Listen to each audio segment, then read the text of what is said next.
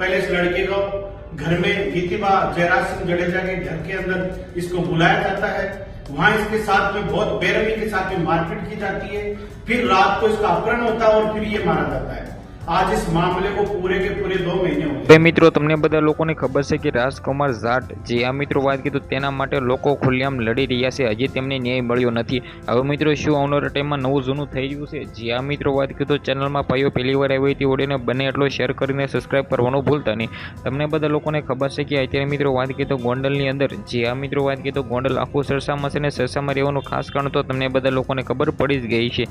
તો ખાસ કરીને મિત્રો વાત કીધું અત્યારે શું જાણકારીઓ મળી રહી છે ને જસ્ટિસ ફોર રાજકુમાર જાટ આવા મિત્રો વાત કીધો ટ્વિટરની અંદર ટ્રેન્ડિંગની અંદર મિત્રો ચાલી રહ્યું છે અને શું મિત્રો વાત કીધો રાજકુમાર જાટને ન્યાય મળશે?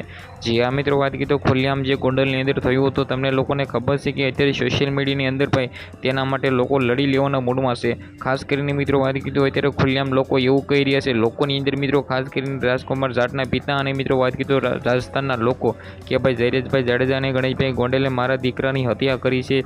જે આ મિત્રો વાત કીધું આવું જોવા મળી રહ્યું છે ને આવું જાણકારીઓ મળી રહી છે। પરંતુ હવે તમને બધા લોકોને ઓલરેડી ખબર પડી ગઈ છે કે ગોંડલ આખું સરસામાં છે અને સરસામાં રહેવાનું જિગીશાબેન પટેલ મેહુલભાઈ બોગરા જે મિત્રો વાત કીધું ખુલ્લેઆમ લડી રહ્યા છે કે ગોંડલની અંદર જે પણ ચાલે છે ગુંડાગર્દી ચાલે છે ગુંડારાજ ચાલે છે આવું બધું મિત્રો વાત કીધું કહેવું છે તેમનો।